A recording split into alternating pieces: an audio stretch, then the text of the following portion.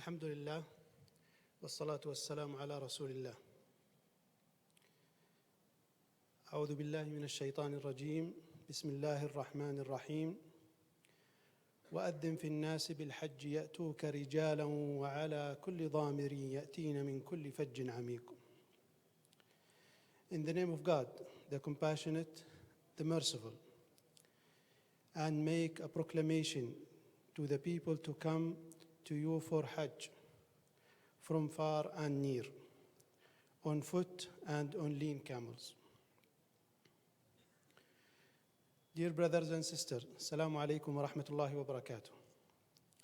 It is my distinct honor to welcome you all to the third International Conference on Mass Gathering Medicine, organized by the Global Center for Mass Gathering Medicine at the Ministry of Health in collaboration with Al-Faisal University. I hope this event will be an opportunity for knowledge sharing, discussions, networking, and collaboration in this emerging, evolving, and dynamic health discipline. This conference's central theme, from mass gathering medicine to mass gathering health, evolving perceptions and practices, is of utmost importance from national and global standpoints.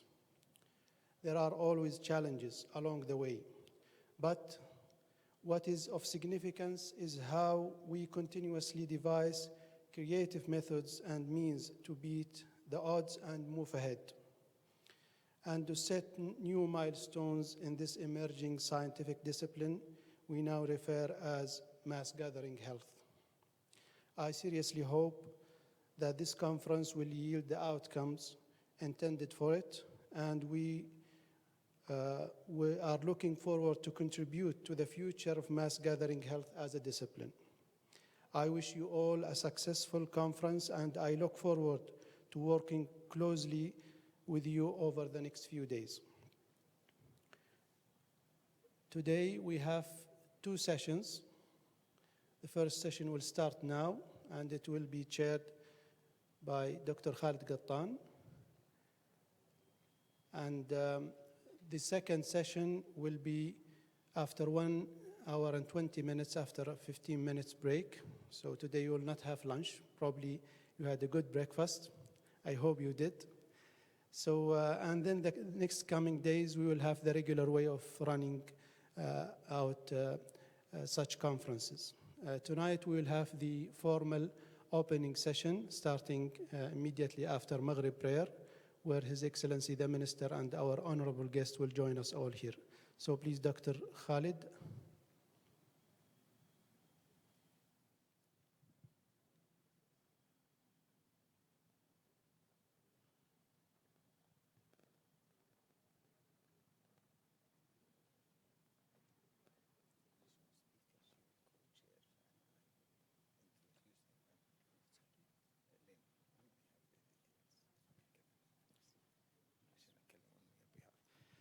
Okay, thank you very much, Dr. Abdullah Asiri. Dr. Abdullah is one of our leading doctors at the Ministry of Health. He's the Deputy Minister of Health in Saudi Arabia. And we thank him for all the efforts and organization that have been done to make this event successful. I would like to welcome you all to Al-Faisal University. This joint relation between the Ministry of Health and different universities enrich the mission and vision of Ministry of Health towards best practice, involvement of universities and academics, improving research, and we hope that such affiliations, representative in a meeting like this international conference where we have more than 30 international speakers and contribution from all health sectors from Saudi Arabia, to actually end up by improving our health care system, especially dealing with mass gathering, that Saudi Arabia is unique in hosting the pilgrim every year and the visitors to Holy Mosque in Mecca along the year, with millions in number where we're healed. It's my pleasure to introduce the two co-chairmen for the next session.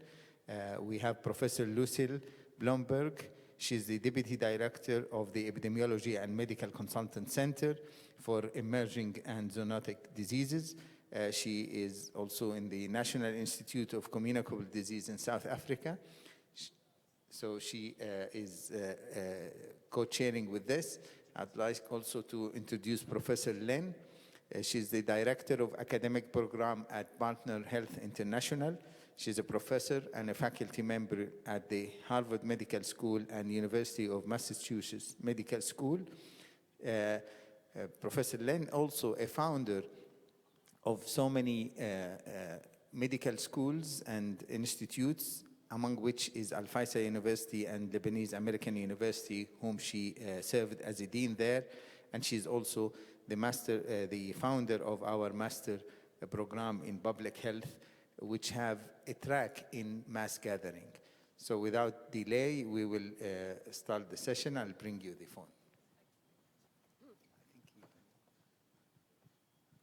Good afternoon, everybody. It's really a great pleasure to be at this third Mass Gatherings meeting and to welcome you to the first day of the scientific session. I think we have some very exciting talks and some really experienced people in mass gathering medicine. So without further ado, I'd like to welcome our first speaker, Dr. Sabir Yazli, who has been instrumental in putting this program together. He's head of research for the Global Center for Mass Gathering Medicine here at the Ministry of Health in Kingdom of Saudi Arabia. Thank you very much, and he's going to set the scene. Thank you, Lucille.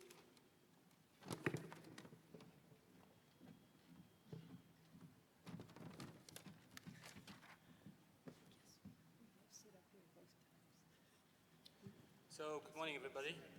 It's really my absolute pleasure to be part of this really important event and to start and to kick the conference pressure there. My introduction, my talk is going to be pretty much an introduction to the concepts of mass gatherings health, and the evolution of the discipline. And also, hopefully, it will be an explanation to the theme of the conference, which is from mass gathering medicine to mass gatherings health. So first of all, let's define mass gatherings. Although quite common, there's no actually universally accepted definition of a mass gathering. People in the past defined mass gatherings based on the number of people attending these events. So there are definitions, for example, a group of people, more than 1,000 people or more at an event. Although most literature talks about 25,000 or above. So basically a lot of people in one place for a particular time, for a particular purpose. In fact, the American National Association for EMS Physicians defines mass gathering medical care as medical care for events attended by 1,000 people or more, although it might be an old definition. The problem with this definition is that it only looks at one aspect of a mass gathering, which is size or numbers. And size is very relative. For example, if we take an event attended by 10,000 people being hosted in a small village in Switzerland, that's not the same thing as the event being hosted in New York City, for example.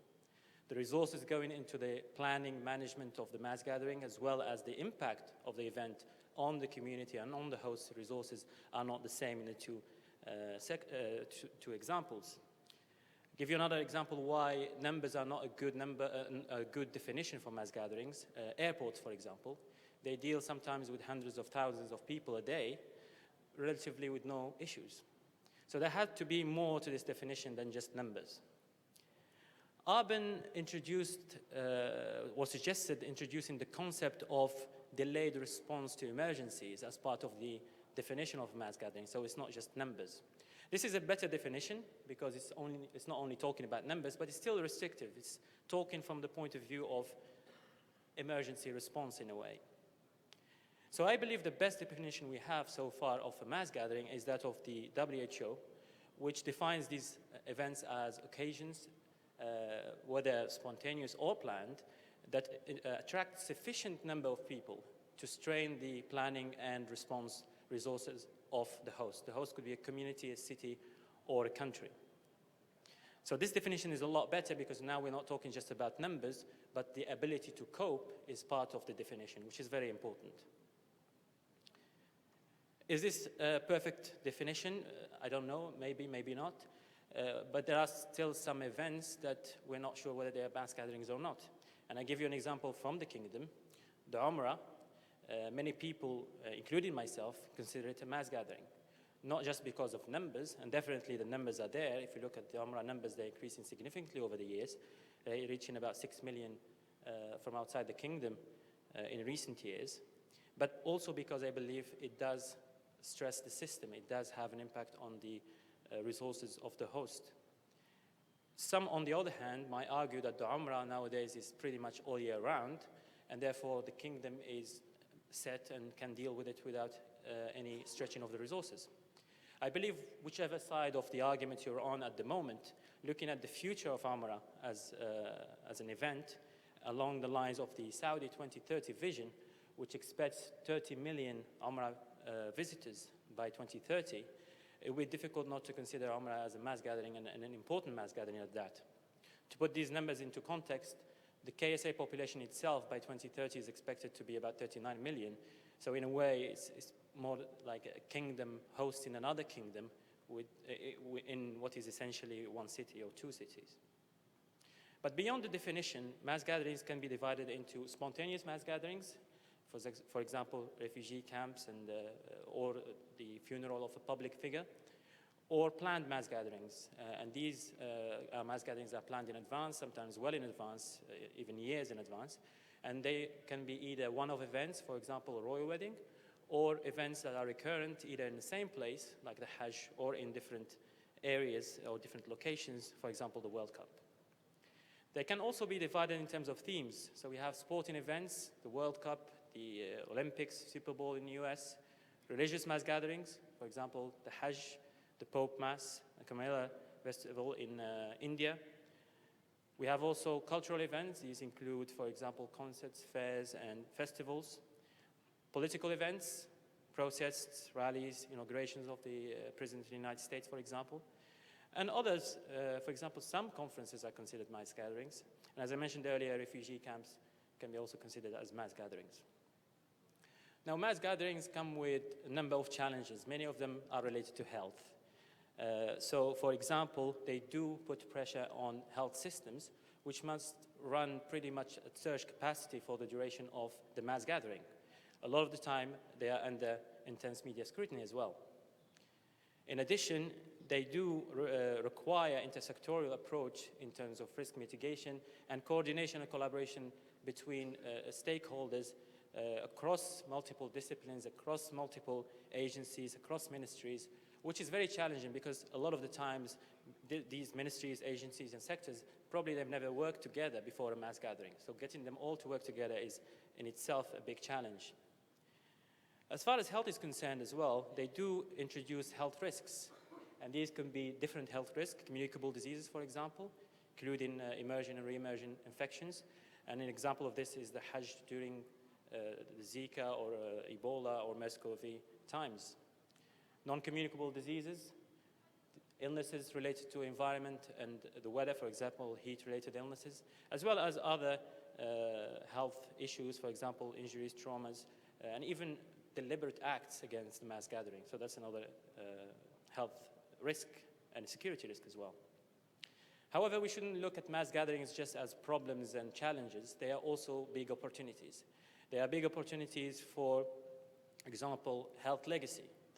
So in terms of improving the health system, that's a very important health legacy of mass gatherings. During a mass gathering, during the planning or the management of mass gathering, there's a lot of focus, there's a lot of improvement going into the health system, there's a lot of funding going into improving health systems.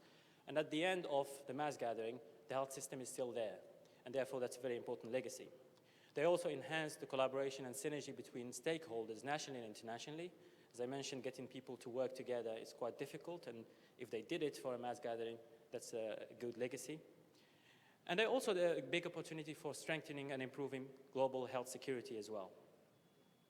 In addition, knowledge and expertise gained from managing and running mass gatherings can be used to drive best practices as far as health is concerned, health promotions, prevention of disease, education, as well as optimizing the planning and managing and running and healthcare delivery in future mass gatherings as well.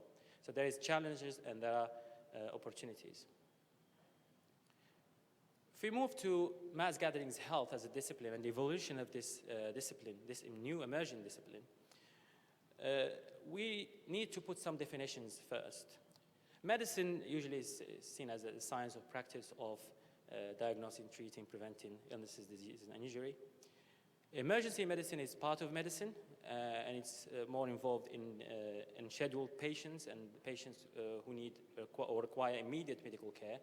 Disaster medicine is also part of medicine, and it's involved in delivery of medical care during the disaster or for disaster survivors, but also providing medical leadership in the whole cycle of a disaster. More difficult to define health, but I found a good definition, which is a dynamic state of complete physical, mental, spiritual, and social well-being. So it's not just the absence of disease or infirmity. Now, the three blocks, the physical, mental, and the social well-being are part of the WHO definition of health, although some people also call for adding the fourth dimension, which is the spiritual well-being as well. These definitions gives us two important things going forward, talking about mass gatherings health. One is that emergency medicine and disaster medicine are part of medicine, which is in itself part of the bigger concept of health. That's very important. The second important point is that ensuring health involves a lot of activities. A lot of things have to come together to ensure health. We're not just talking about the physical health or just the mental side, even the social well-being. So there's a lot of things that have to come together to ensure health. Looking now at the literature regarding mass gatherings, and we can do this in a relatively quick way by simply looking at PubMed with the title Mass Gathering or Mass Gatherings. Of course, this is not going to give us an exhaustive list of all publications related to mass gatherings over the years, but it's a good proxy to what people have been talking about and publishing about over the years. And if you do this search, probably these are the first entries you're going to come up with, most of them pre-1990s. The interesting observation here is that pretty much most of them are related to emergency medicine or delivery of medical care at mass gatherings. And this trend continues over the years. You can see people talking about mass gatherings or mass gatherings health or medicine from the point of view of emergency medicine, disaster medicine, delivery of medical care specifically. And this trend continues even in recent years. Some even define mass gathering medicine as a niche of pre-hospital care and emergency medicine. So for example, University of British Columbia defines specifically in their publication in 2015, mass gathering medicine, which they call also crowd medicine or event medicine, as really linked to emergency medical care specifically. Not sure if I agree 100% with this definition. I think especially with the growth of international mass gatherings, something like travel medicine is becoming a very important part of mass gathering medicine. But this trend of focusing too much on emergency medicine continues. There's a literature review, unfortunately in Spanish, but looking at literature review regarding mass gatherings and large events, although they did identify a number of topics that people have been talking about over the years and publishing about over the years, there is still this emphasis on emergency medicine. And even the journal itself, where this was published, is an emergency journal. And this is my own quick research in PubMed. And you can see again, pre-2007, most of the literature that I found is related to delivery of medical care, emergency medicine, or disaster medicine. Only in recent years, you can see that people are starting to think about and talk about topics that are beyond just the medical side, such as public health and other topics. The same trend we can see in terms of the type of journal where these publications have been published. Most of the publications pre-2007 are in journals that are specifically related to disaster medicine or emergency medicine, and some examples are here. In recent literature, we see more diversity in terms of the journals that take on these kind of publications. And as I mentioned, in recent years, more and more people are publishing and talking about topics that are beyond just emergency medicine and disaster medicine, as far as mass gatherings in general and mass gatherings health specifically. Some also tried to define mass gatherings health, and probably this conference could be a platform to to have a consensus on these definitions. So again, our friends from the Canadian Mass Gathering Interest Group and British Columbia University, Adam Lang and colleagues, defined mass gathering health as basically a niche within pre-hospital care linked to emergency medicine, disaster medicine, and public health. Although I like a previous definition in the 2015 paper where, again, they linked it to public health, disaster medicine, and emergency medicine, but they went a bit further to discuss what's within mass gatherings health. So they talked about things that probably you don't think about when you think about health or medicine. For example, security, food and water quality, health promotions, and things like this. I think what's important is not necessarily the definition itself, it's an understanding of what is part of mass gathering health, especially from the point of view of a mass gathering organizer or manager or planner. If you look at mass gathering health as a concept, I think all these areas are within mass gatherings health or connected to mass gatherings health, and all these areas are things that we should be thinking about if we're planning for a mass gathering or running a mass gathering. Of course, we have medicine, emergency medicine, disaster medicine, but there are things that have nothing to do with medicine. For example, crowd management and control. It's not medicine, but if you don't manage crowds properly and you don't control crowds, all sorts of things can happen. Disorder, you can have stampedes, crashes, etc. All these have health consequences. Crowd psychology and behavior. If you don't understand the crowd, it will be difficult for you to communicate with the crowd. It will be difficult for you to predict their behavior, difficult to manage the crowd, and therefore, again, you can have all sorts of health consequences. Structural engineering, again, a topic that very few connect with health and let alone medicine, but we have actually a talk in this conference where structural engineering was actually pivotal in terms of significantly reducing mortality and morbidity during Hajj. Without going through the whole list, just pick security, for example, as another point. Definitely not medicine, but if you don't have security at the mass gathering, you have all sorts of issues. You can have disorder, you can have violence, you can't control crowd, you can have deliberate acts against the mass gathering, where again you have large number of casualties, where emergency medicine and medicine will come into play, but security itself is not medicine. So the take-home message from here is that when we're talking about ensuring the health and well-being of people attending a mass gathering or the communities hosting them, we have to think about areas that are well beyond just medicine. We have to have a holistic approach to the whole concept, and this is very important.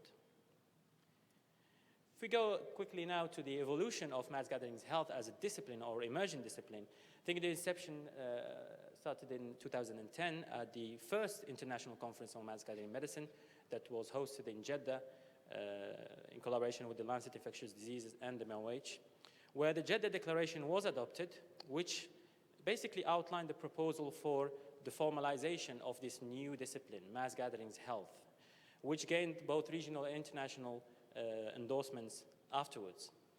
The problem is that soon after the event, people again started talking about mass gatherings health, and there was a confusion, mass gathering medicine, sorry, and it was a confusion a bit which discipline was the one to be formalized. Is it mass gathering medicine? Is it mass gathering health? But this was addressed in the Lancet in their 2012 Mass Gatherings Health series, where they actually explained the rationale behind why mass gatherings health is a more appropriate name for this discipline. And rightly so, if you're trying to ensure the health and well-being of people attending a mass gathering or in a mass gathering, there are a lot of activities that are well beyond the concept or the strict concept of medicine.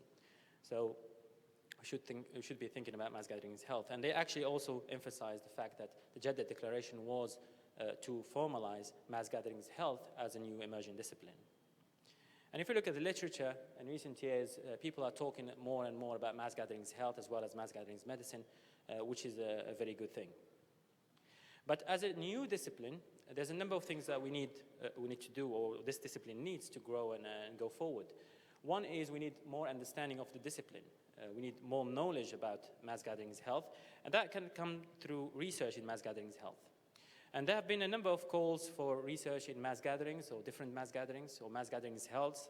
Some people have developed even research agendas related to, research agendas related to specific topics in mass gatherings or mass gatherings health. And then I believe going in the future, mass gatherings health research is going to become a very important area of work. The second thing that's needed is capacity building, training, and education in this new emerging discipline. And there are a number of institutions, universities, medical institutions, and so on that have either developed already or are developing tracks or curricula or training modules in mass gatherings or mass gatherings health or mass gathering medicine. These are just examples of local and international universities that already have these going on, and I'm sure there are others, and I'm sure there will be others in the future, given the importance of this discipline. So just to conclude, mass gatherings are common and they are increasing in number and types every year.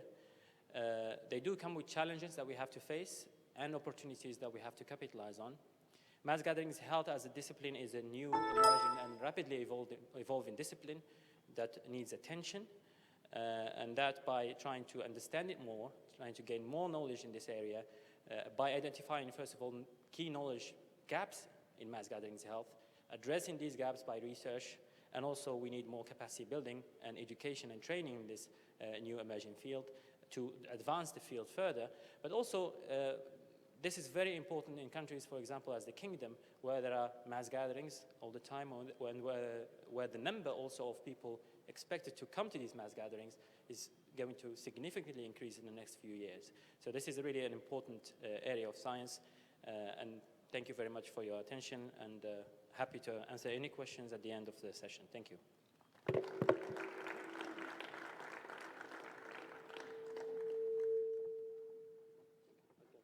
Thanks very much, Dr. Sabir. I think you've really set the scene, and I think KSA and its work in Hajj has really led the way in the emergence of mass gatherings as a discipline. Some years ago, I think it was in 2010, a number of collaborating centers were set up by the World Health Organization to address research issues and practices around mass gatherings. And one of the first to be established was at Public Health England. We have Brian McCloskey, the founding director, and now it's a pleasure to introduce Tina Hendricks, who's the current director of the Collaborating Centre at Public Health England, and she's going to share her experiences, I think, starting with the Olympics. Thanks, Tina.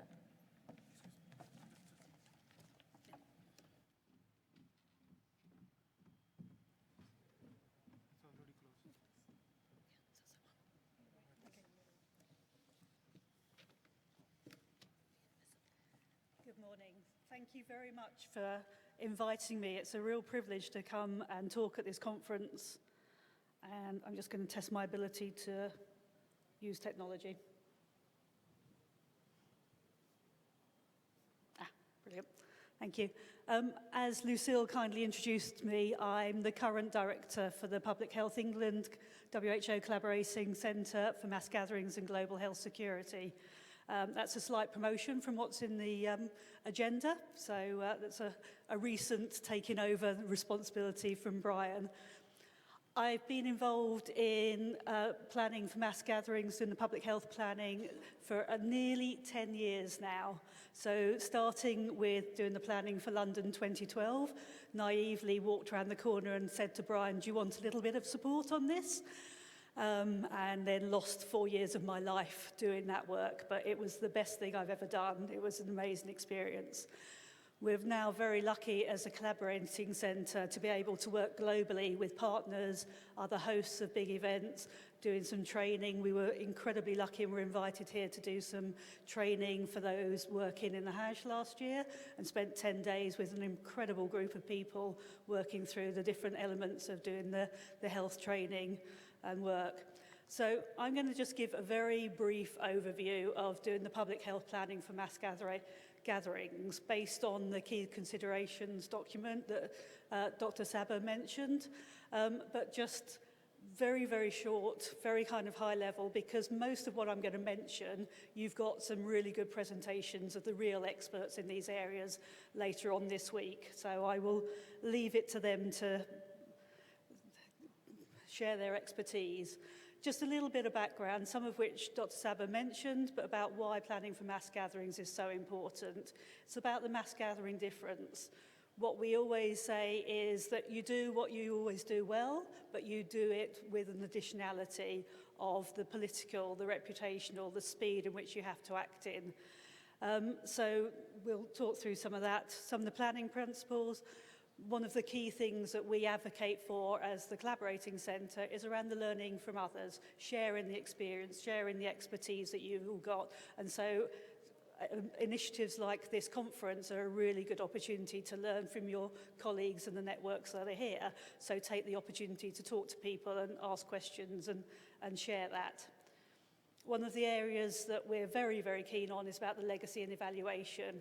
Again, it's about sharing that expertise, but documenting it, putting it into resources that other people can use and access and help them, help our future hosts of organisations.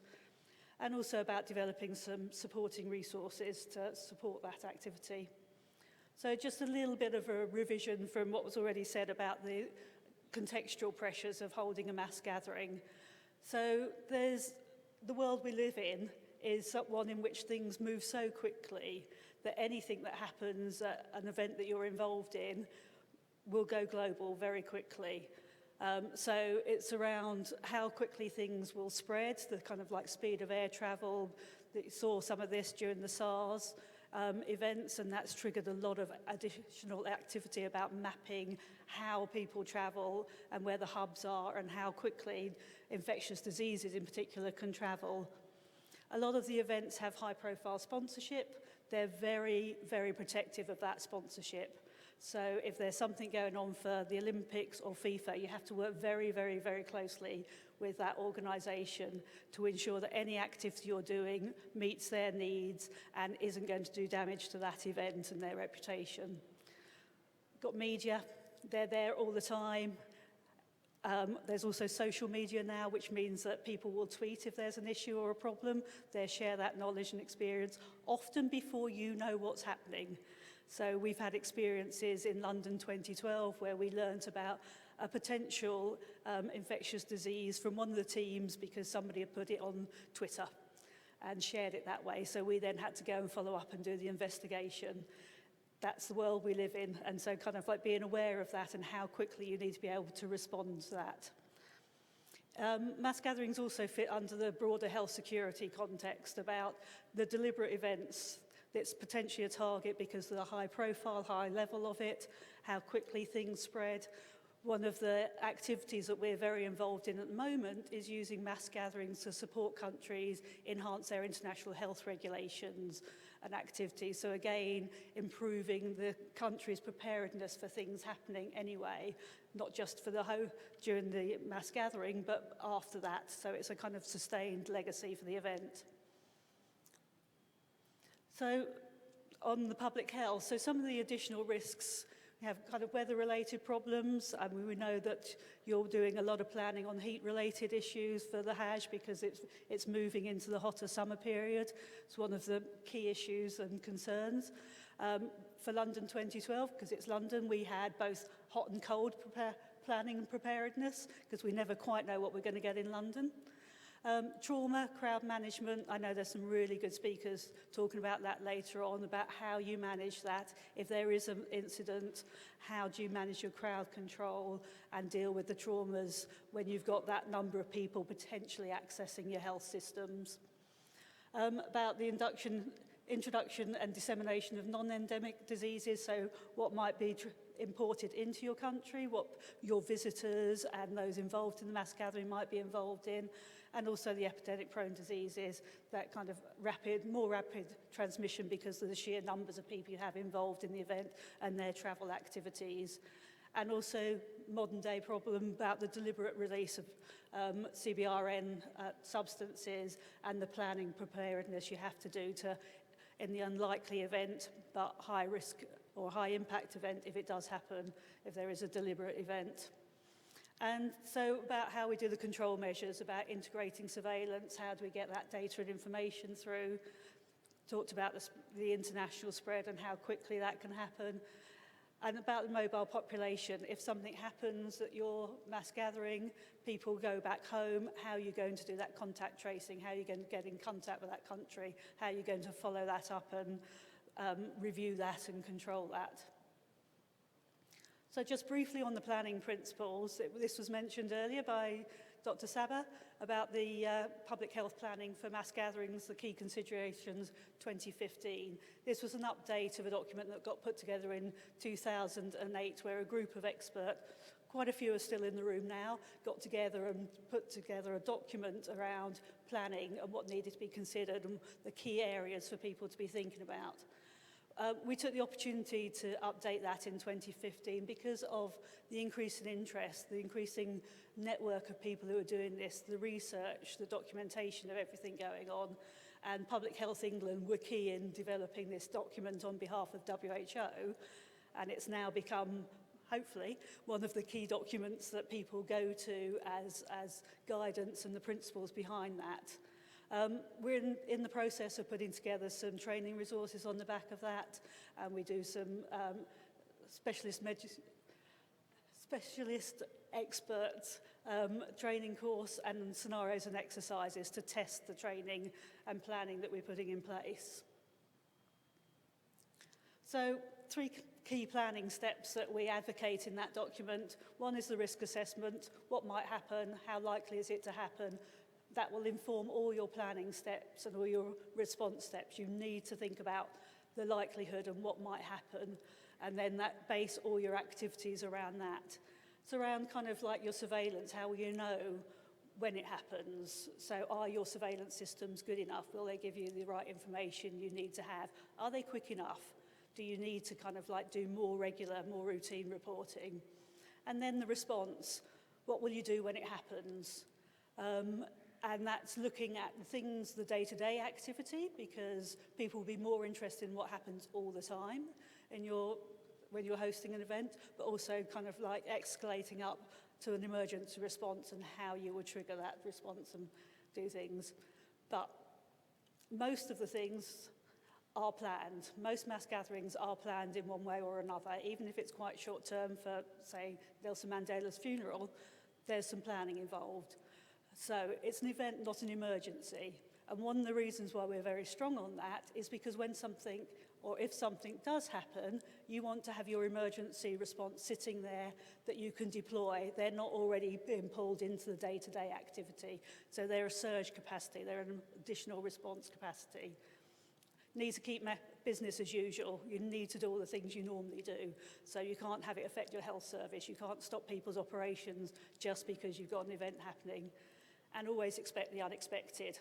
Nobody, when we were planning for the Rio 2016 Olympics, thought Zika was going to happen. So things will come up on the horizon. You have to actually then review your systems and make sure that they're fit for purpose. So very briefly on the risk analysis, the big building up there on the right-hand side was the media centre for London 2012. There was about 20,000 media people sitting in that building, mainly reporting on the sports, but also looking for other stories. During the event, not so bad. In the build-up to the event, they're bored. They're looking for stories. That's when a lot of the health and public health issues got reported and hit the media and press. And so they're the people that you need to get on board and be aware of and pre-plan some of the communications you're going to be doing with them and who's going to be that speaker if something happens and you need to work with them. So you need to look at the hazards or risks that are already in your country. So if somebody's going to your event, what's the likelihood of them potentially catching an infectious disease? What do you need to do to kind of like reduce the risk of those? Will they be changed by the event? Will they be escalated? Will you have different people in different areas? Will you have different populations coming in that could have different vaccination status? What might come into the country due to the games? What might be imported? Don't want to export hazards outside the country. You don't want people going home and being ill afterwards because of something happened at your event. And also the terrorism, the deliberate release. What would you do if? So we've mentioned, about the scale of things, the number of people. We've talked about the definitions earlier on about whether it's numbers of people, if it's stretching the health service and how that gets defined. It doesn't matter in some respect. It's around that additional pressure and number of people in there and whether your health system's going to be able to deal with it. Political expectations are always going to be incredibly high. There's a lot of reputational issues when you're hosting a large event. The world is watching what happens there, so there's a country, there's a political reputational issue. And looking at what are your systems, what have you already got, are they fit for purpose, will you be able to enhance them to enable them to be able to gather the intelligence and information you need to do. If you report weekly on things, do you need to do that on a daily basis? And then what happens if there is something going on? How much more do you need to be doing? And your reporting, how good is it? Do you know who to report to? Do you know who's going to look at the results? Who's going to make that decision if something's going on and you have to work out what the response is? And if you've already got a risk assessment, look at that, revise that. Look at what you've already got. Do not reinvent the wheel, because if you put something new in the system, people won't know how to use it. And countries have done that in a number of places. So it's around building on what you've already got. Very briefly about the surveillance and alert systems. It's about different types of surveillance to make sure you get all the information you need to do, how quickly and how sensitive they are. What's already in place, are they fit for purpose? We mentioned that. Putting new systems in, test them, make sure people understand what you're going. Do not just gather information for the sake of it. What are you going to do with it? And when it happens, what do you do on your response? So it's about what's the difference? What do people expect to see? What information do people need? How are you going to manage it? How are you going to do it quicker? Again, building on what you already do, but doing it quicker, doing it better. And a lot of that is around communication within the system that you work in, but also to all the stakeholders that are vital on that. And the surge capacity is around, if something does happen, where can you access that additional expertise, your emergency response, going out to that broader international cadre. So on the emergency planning, again, I know there's some presentations later on. It's around, again, how will you know what's happening? Do you need to have enhanced systems? If people are going into A&E departments, hospitals, how will you know if something unusual is happening? And what impact will it be on the event? Would you cancel it? Would you postpone it? Would you move it somewhere else? Thinking about all the contingency plans and working with all your colleagues around safety and security, your military, your police, your local and regional people. So it's not just the central cadre of people, it's across all the local areas as well. And your specialist groups, your CBRNE groups. I've mentioned a few times about partnerships. It's the thing that makes it work. Communication, networks, your peer groups, understanding all the different people that you need to link up with and share and understand how things are going to work. Testing and exercising. How do you know that all your plans work? My big learning for London 2012 was we sat there and put a plan together. First thing I did, brilliant, we tested it, it went in the bin. It was not fit for purpose. It did not work. So we spent a huge amount of time doing testing and exercising from within our organisation, across the health organisation, across government, and with the event organisers. So we all knew that if something happened, we all knew what our roles and responsibilities were and what we were doing. So there was no confusion. So just a little bit of learning from London 2012. So we put more surveillance systems in. We had new diagnostics. We did a single point of contact, so one person knew and was a spokesperson. We put public health people into the polyclinic with all the athletes. We had a single version of the truth. So everybody knew that one message that went out, so there wasn't confusion in the media and in the public domain. And Brian McCloskey will tell you a lot more about that tomorrow when he's doing his talk. Just a brief outline of the number of mass gatherings that have been going on over the last few years. just gives you an idea of how many, and all those are ones that WHO has been involved in through the collaborating centres and various teams. So as Saba said, it's definitely a growing area of expertise. So really important to start sharing that knowledge and information as well. Mentioned very briefly about legacy. It's one of the things that we are really keen. So when you're hosting a mass gathering event, you have an opportunity to improve your health, your public health systems. So use it, strengthen your system. Mentioned about strengthening international health regulations, all the things you need to put in place for a mass gathering, you need to have your international health regulations compliance. So look at your public health systems, enhancing the surveillance and reporting, laboratory, environmental health, food testing, water testing, always the things that are going to come up as issues, and look at what you can do to improve them. We did a lot of hygiene training, we did a lot of awareness with the public, just to get people remaining healthy when they're attending the event. Got very good stakeholder collaborations, build up those networks. So some of the colleagues who are here in the audience, I probably haven't seen since London 2012, but there's this network there, and we know, we have the confidence that if we need to share intelligence and knowledge, we know who to pick up the phone to and have that conversation. So we use it as an opportunity to build up the understanding of public health. It's a really good opportunity to do awareness raising, public health understanding of public health issues, and get people to kind of like engage and use it as an opportunity to get people fitter and healthier, do more activity, kind of understand about kind of like hygiene. Great way to kind of like raise awareness of that. There was some revision, often some revision of legal events, legal agreements about how you do work and how your governance procedures and how you kind of deal with an issue such as a food poisoning incident, about how you kind of like implement improvements in there. And again, about the emergency planning response, use the event to kind of enhance that and build on that and do that better. And again, that's been used within the UK to improve some of the systems as well. Use it as, it's a global legacy. Everybody who's involved in mass gatherings has the same issues, has the same problems come up. Your host country ways of dealing with it will be different, but the issues remain the same. So it's around sharing that knowledge and intelligence. So one of the things that the WHO collaborating centres do is around sharing that knowledge and intelligence, improving the planning for mass gatherings across the globe by sharing that, sharing the resources and building on that. So there's a whole cadre of people who can provide expert advice, do training. You've got the network of collaborating centres who are always accessible through WHO to go and ask them for support and advice.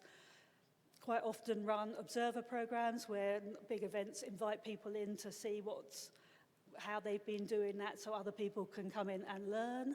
There's been a whole series of publications, including a Lancet review of mass gatherings.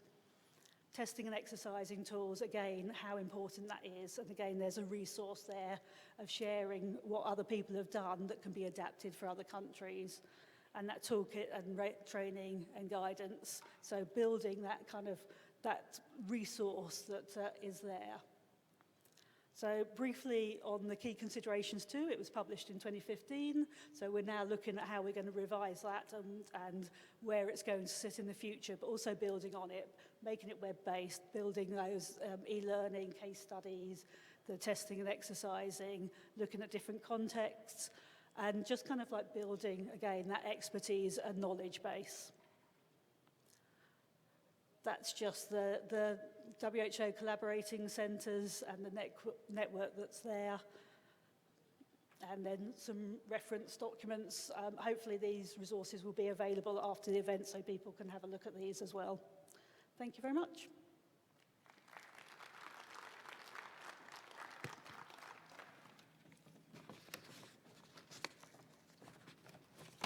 So thanks very much, Tina.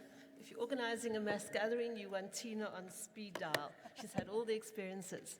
I think in Saudi, you really have the benefit of an annual mass gathering, in fact, more than one in a year. So you can build on what you have. I think for many countries, as Tina highlighted, it's really a first event.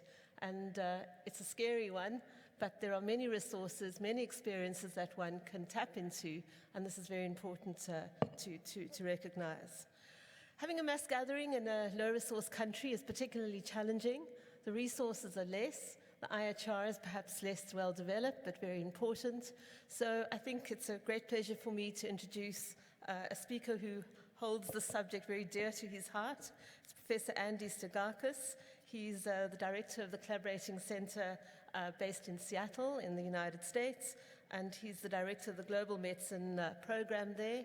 And Andy spent many of his years in Africa working, so I think he's well placed to address the subject for us. Thank you very much. Andy.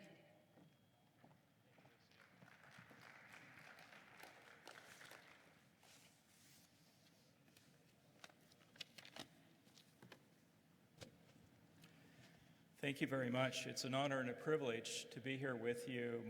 My compliments to the organizers, the incredible work of the Global Center for Mass Gatherings Medicine, the Ministry of Health, and others who have been involved in this timely and very important topic and conference.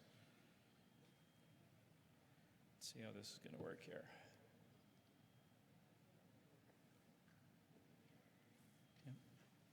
Let's get the first slide if we can. Which one? Yes, ready. Can you please check now? Try forward. Click now. Click. 1 minute. Click. This page is No, it's not me. no. Excuse us for a minute here. It's the one called Andy. Which one is yours? Andy. I sent it this morning. Top one. That's it.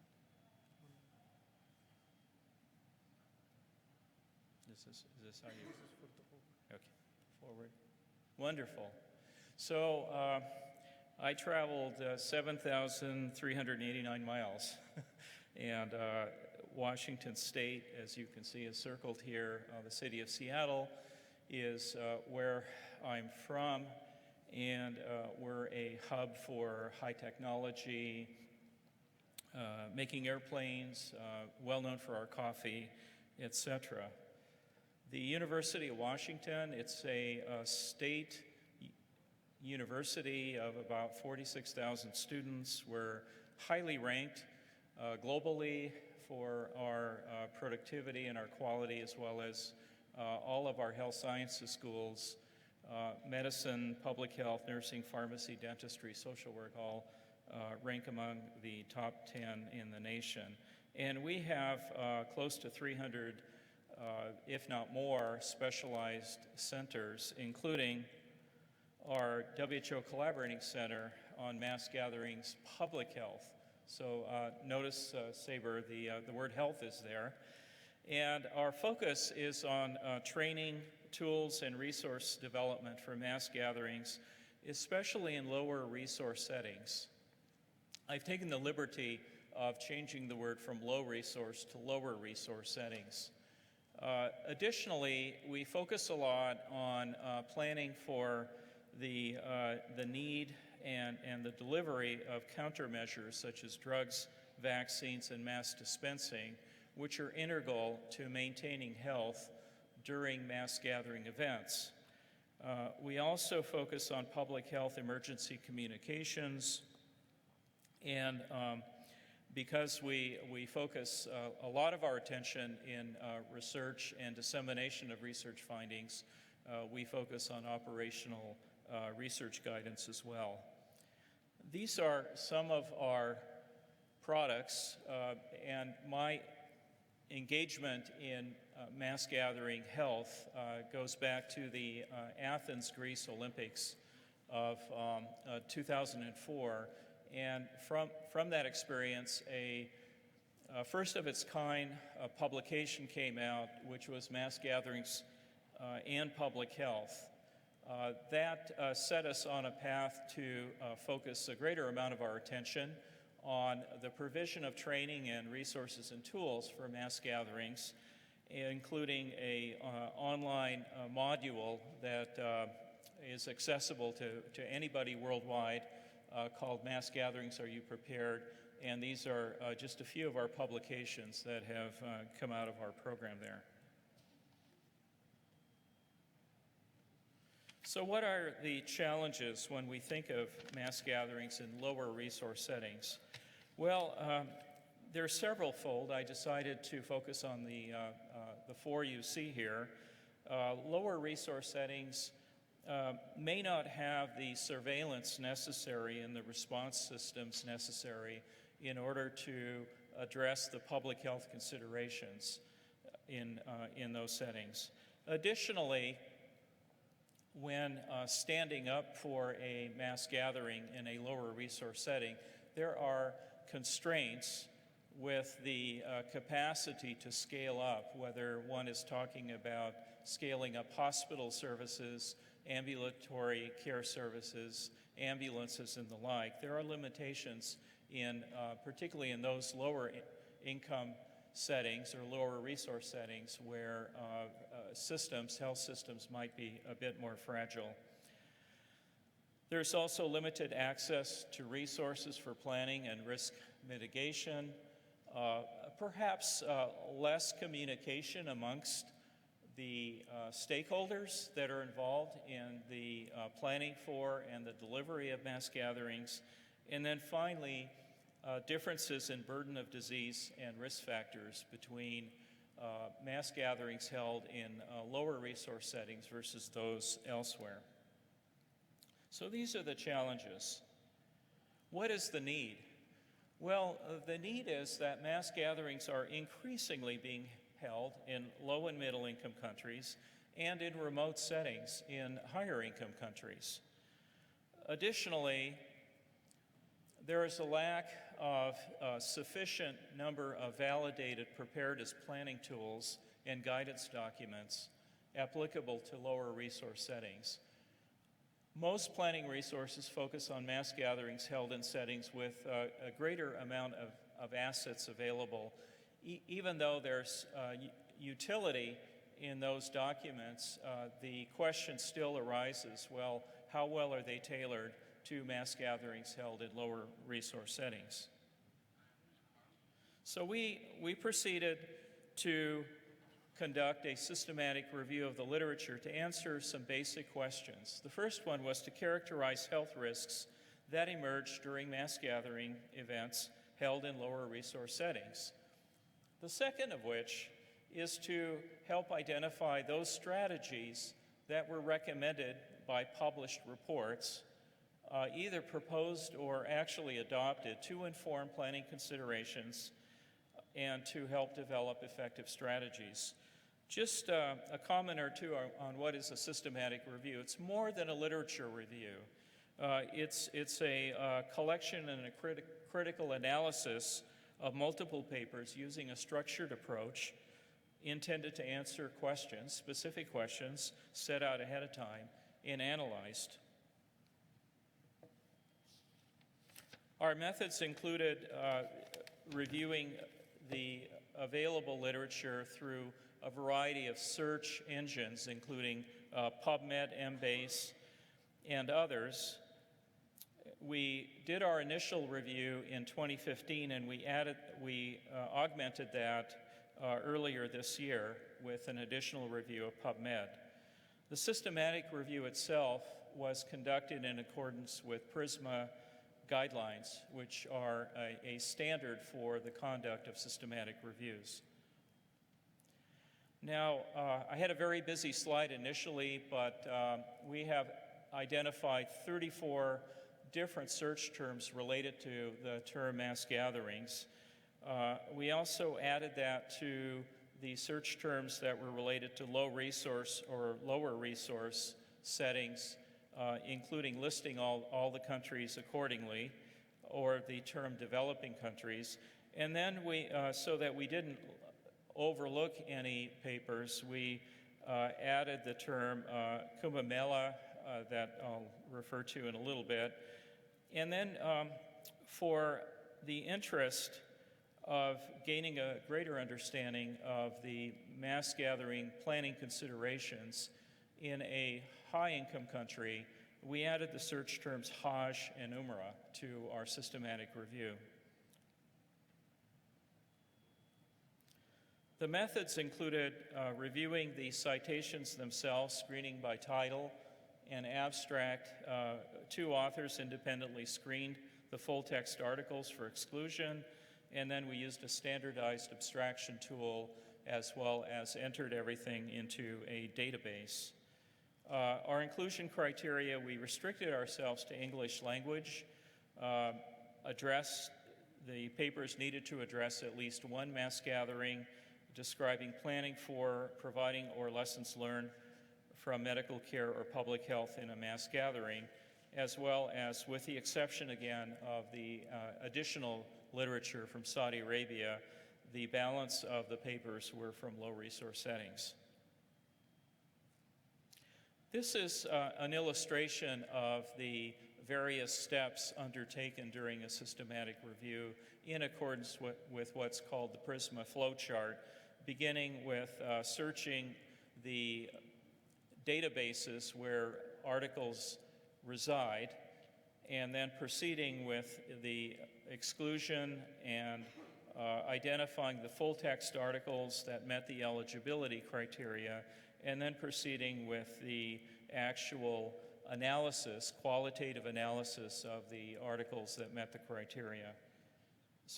And we categorized the considerations both in terms of risk assessment as well as mitigation efforts in accordance with the key considerations document that we just heard about, the Public Health for Mass Gatherings Key Considerations, with the areas that are listed here.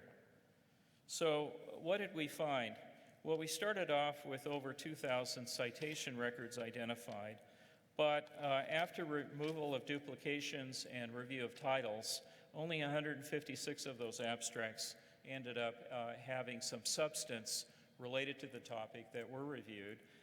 And of those, 79 of the articles met the inclusion criteria and were included in our qualitative synthesis. The vast majority of the papers published on mass gatherings in lower resource settings were not quantitative. In other words, they tended to be descriptive in some manner, either as a case study or a cross-sectional valuation or a qualitative description, a literature review, and in some cases an opinion or a commentary about what might be expected when a mass gathering was being held in a lower resource setting. So this is atypical of a systematic review, which tends to be more quantitative in nature. The results were, of the articles that were included in the systematic review, the 79 articles, the vast majority of those pertain to religious gatherings, some 69% of those. There were 32 different mass gatherings reported in the literature, and the size ranged all the way from thousands to millions of participants. I find this somewhat busy slide quite informative because I chose to share with you the names of the mass gatherings that were reflected in the literature when we applied our search terms. And you can see here, there's quite a few of them. The vast majority of these, the very vast majority of these, are held in low resource settings. I'll give you a minute to look at those. I won't read them all.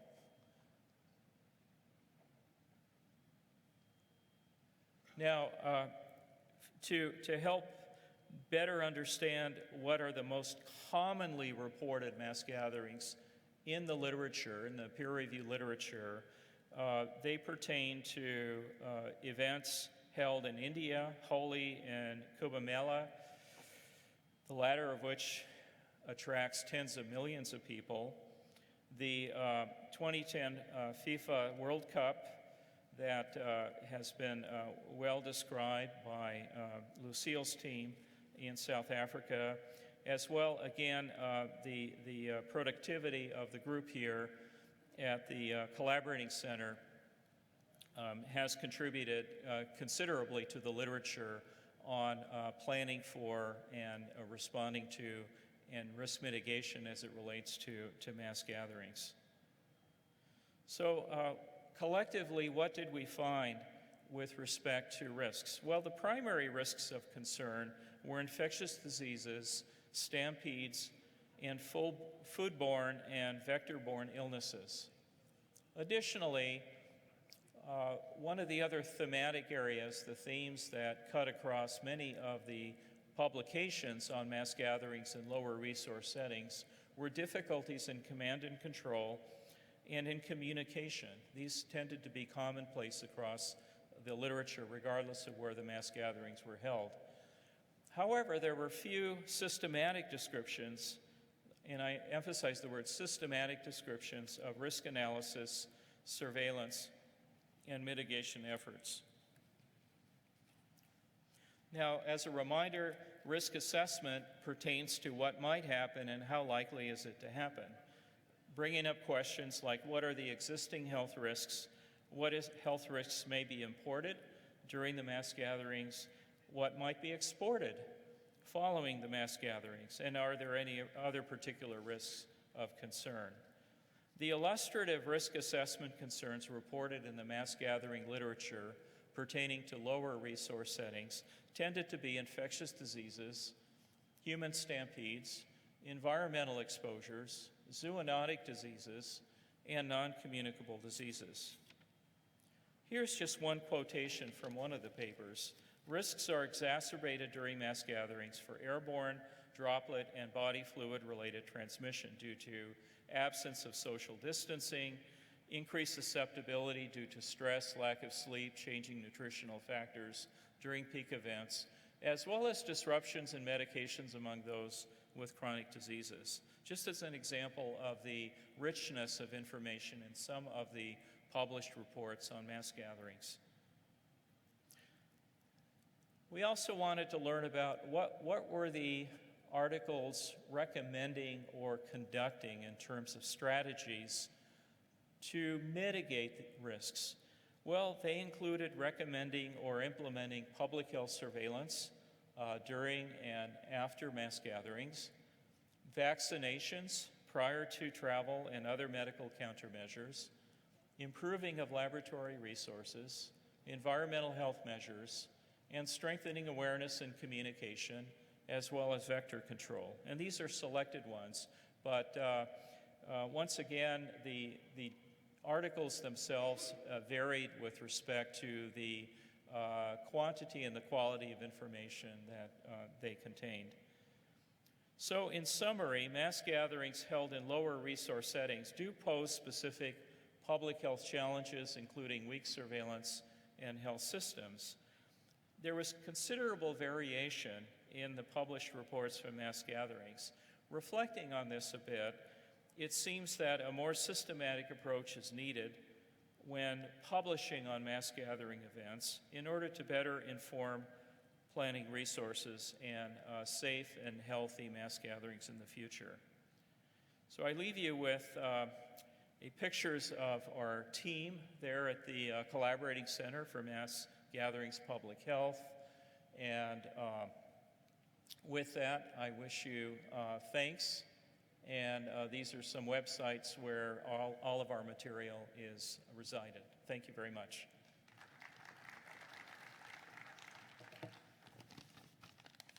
So thank you very much, Andy. I think you've highlighted very clearly some of the problems of mass gatherings in low resource centers. I think very often authorities don't want to put resources towards a one-off mass gathering, but I think it's very important to link it to legacy and strengthening international health regulations, which is something that countries absolutely have to comply with. So that's an important message. Our next speaker is from South Africa. He's the newest member of our South African Mass Gathering Center. It's a pleasure to introduce Dr. Salim Parker. He's a travel practitioner. He's a past president of our South African Society of Travel Medicine, and his particular interest in area where he's doing some research is on surveillance of returning Hajis, looking at some of the health risks and trying to mitigate against them. So, Salim, over to you. Thank you, and again, an absolute thank you to the organizers for inviting us.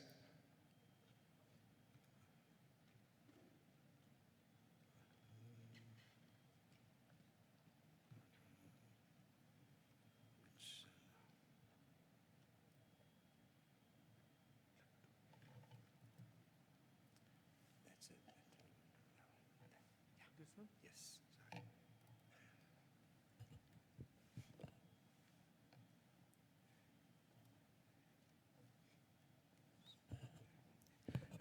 Topic I'm going to be speaking on is travel medicine and mass gatherings and entrenching health synergies in keeping with the theme of the particular Congress today.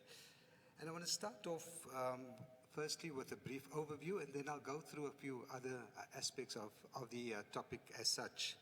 So as far as a brief overview of travel medicine is concerned, I actually want to take you to measles. I think all of us are aware of what measles is, one of the most infectious diseases around. And in 2010, we had the FIFA Soccer World Cup in South Africa. There was an outbreak of measles in South Africa during that time, and there was this fear that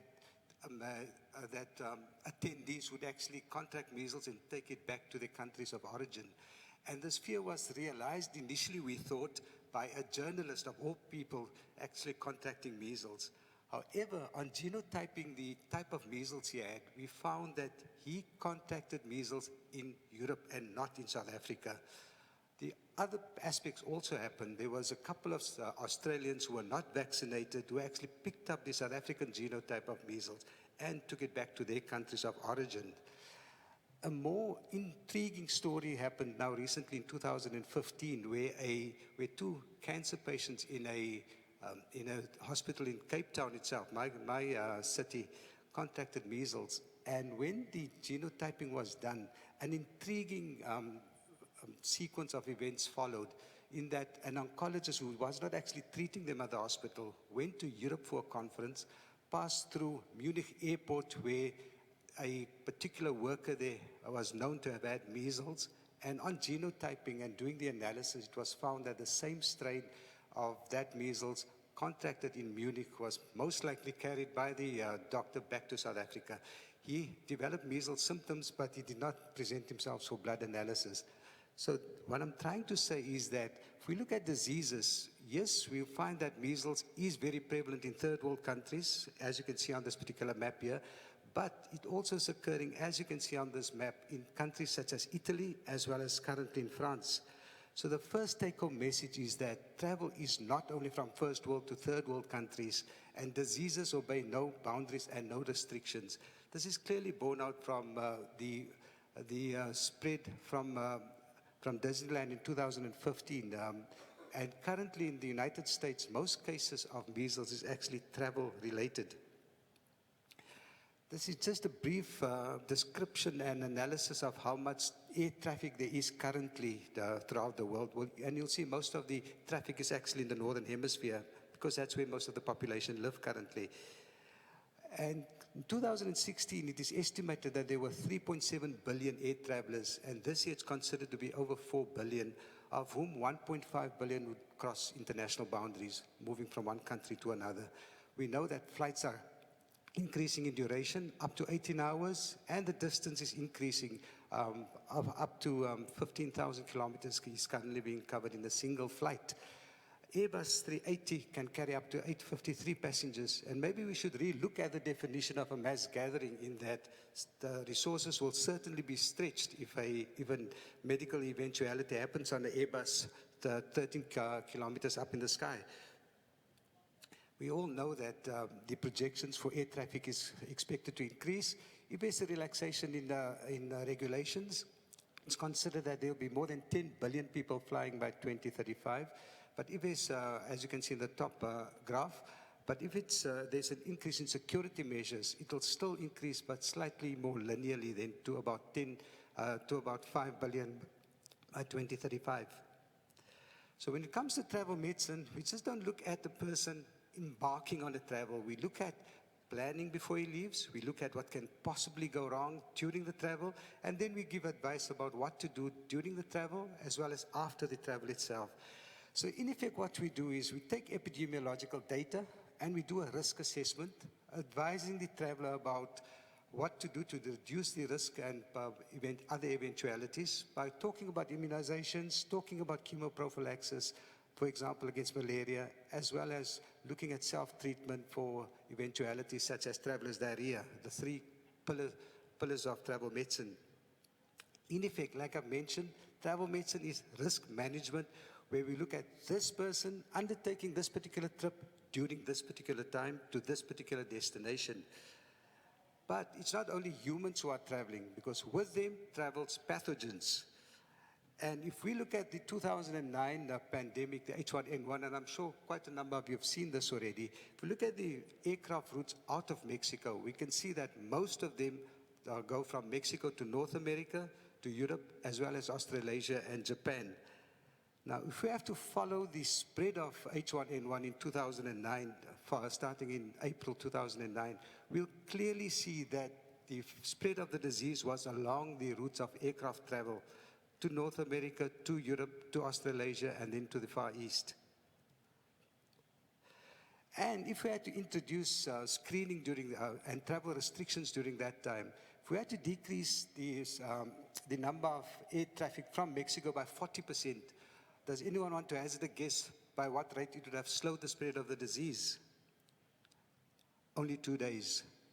If we had to decrease air travel from Mexico by 90% during that time, the rate of the spread of the disease would have only been decreased by 2 weeks.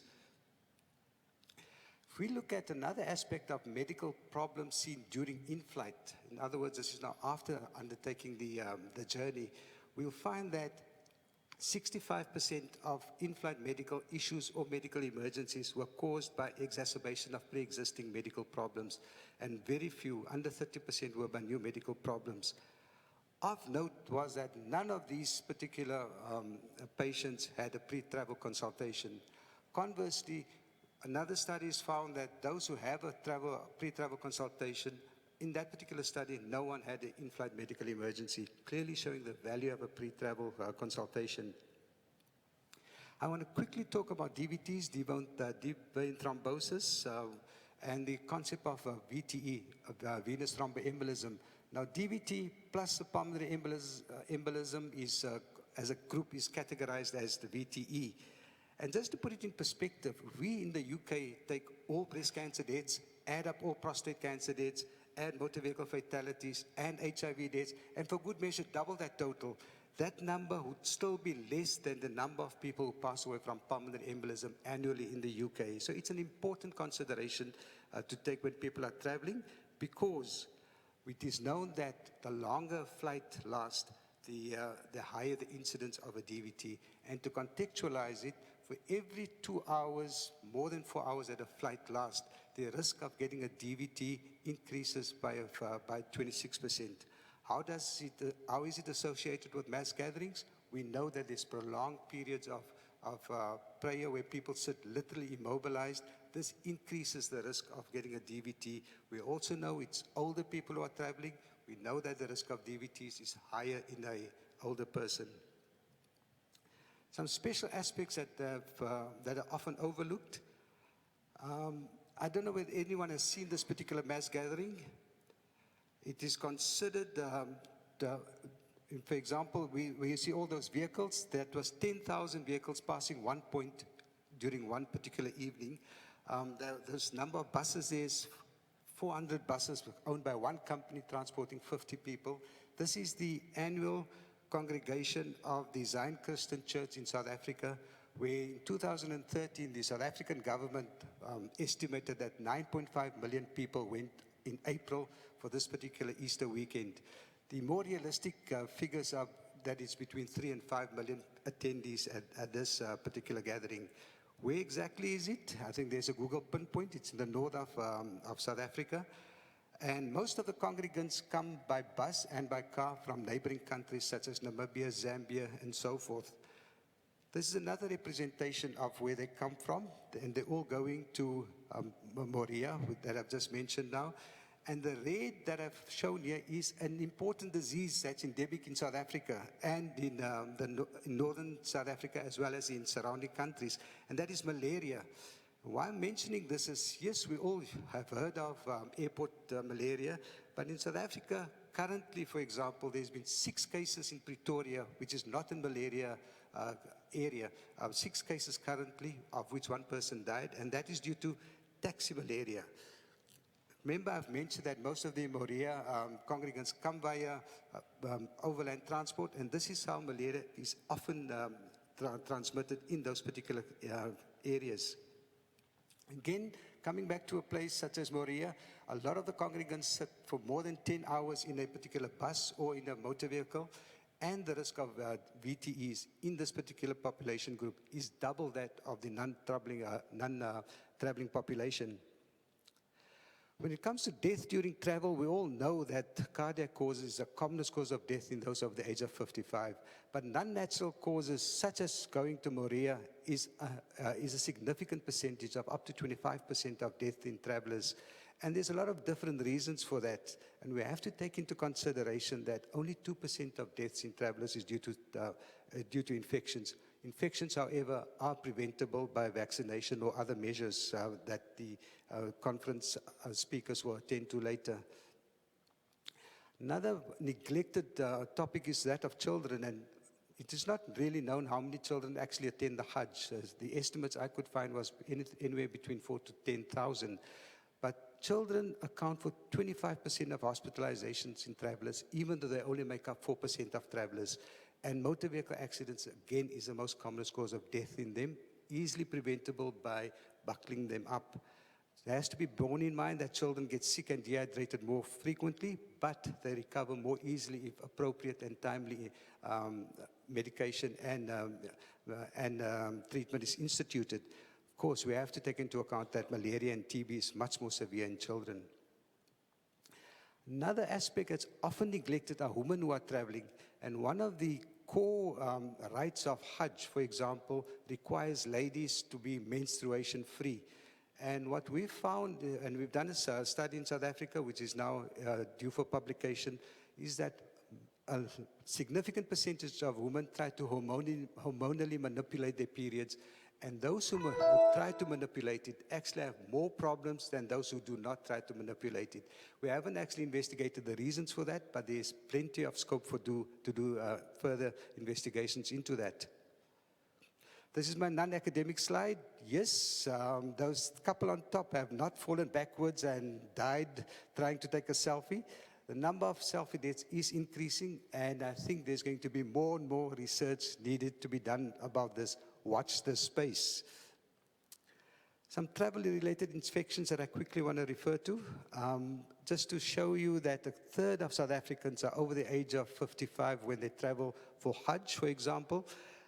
And what is significant about this is that one of the visa requirements is for meningococcal meningitis.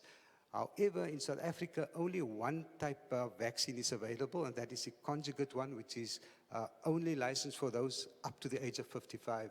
And here we had to do a risk assessment about actually giving the vaccine in those over the age of 55 or not, keeping in mind that there is a risk of 640 possible infections per 100,000 travelers during the Hajj, as well as them taking it back to the contacts on their return home of a risk of 28 per 100,000. And here the conjugate vaccine clearly has advantages because it prevents spread by eliminating nasopharyngeal carriage.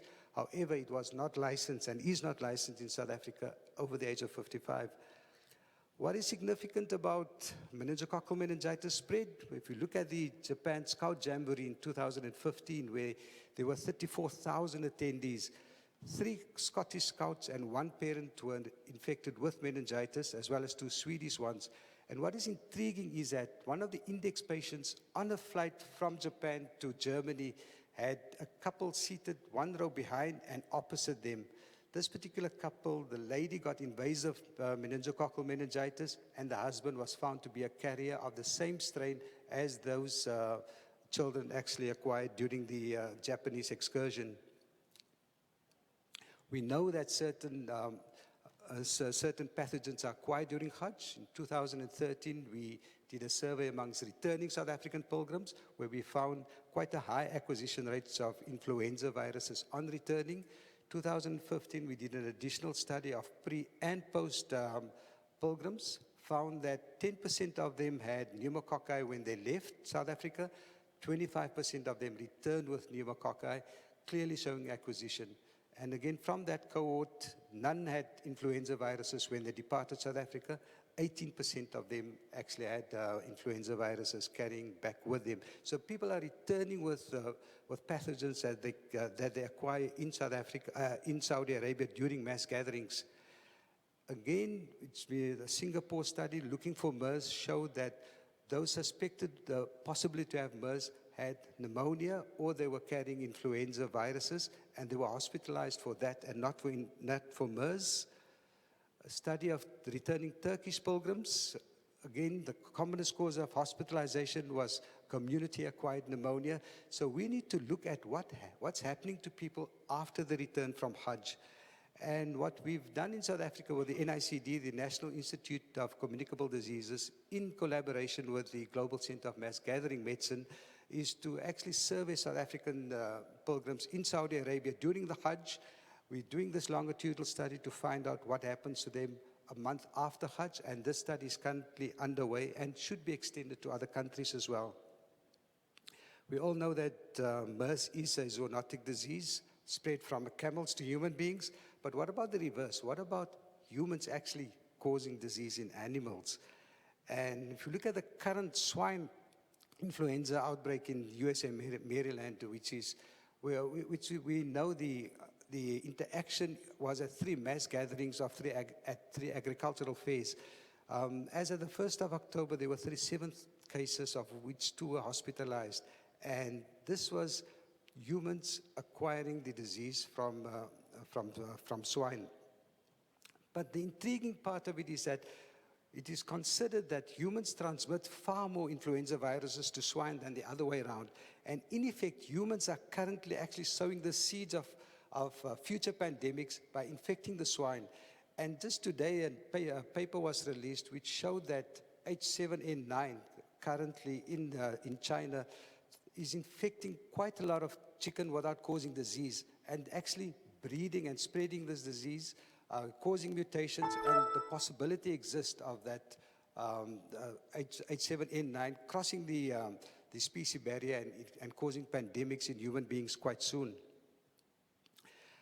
Traveler's diarrhea is one of the cornerstones of travel medicines. Between 20 to 60% of travelers will get it in a 2-week period. And in the Hajj, there's not a lot of literature on it. And since 2005, it seems that constipation was more common than traveler's diarrhea during the Hajj itself. But again, as in normal travel, traveler's diarrhea during Hajj was caused most commonly by bacteria, which needed to be treated. We also know that that the indiscriminate use of antibiotics during the treatment of traveler's diarrhea is causing a lot of antibiotic resistance, and the spread worldwide is currently quite of great concern. We all like to say peel it, boil it, cook it, or forget it. It's always easy to say that, but if you're traveling, I promise you it's extremely difficult to obey. And then some brief non-communicable issues that I want to talk about. We all know that Hajj involves a lot of physical sequential movements, and a significant percentage of the pilgrims actually walk. And for the next decade, they're going to be walking in temperatures exceeding 40 degrees. And there's some anecdotal evidence that there's improved outcomes with increased physical fitness.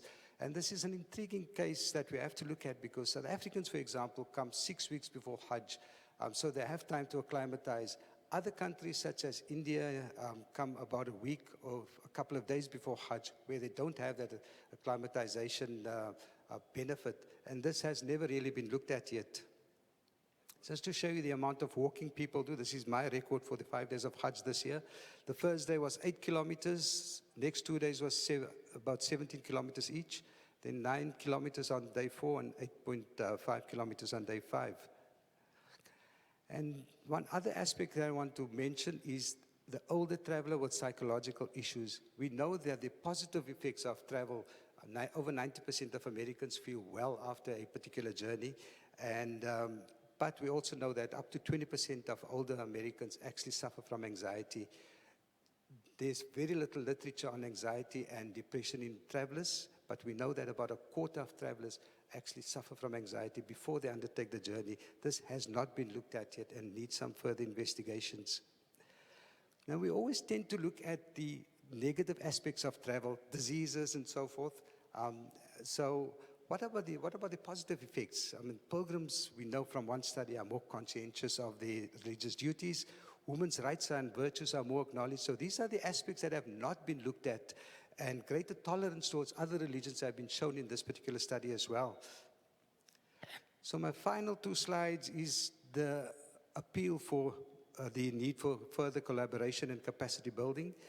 And some of the gaps that we think is there that can be filled is looking at travelers' diarrhea in the non-hospital setting, because this can be disabling. We have a lot of different medical missions that can actually look at this, and we can use novel approaches such as using the mucosal barrier protectors instead of using antibiotics. There are numerous different sites doing surveillance, for example, in Kashmir, South Africa, and in France is another site. But we're all looking at different things in a fragmented way, and we should actually coordinate and standardize what the post-surveillance is looking at. The pneumonia issue, like I've mentioned, is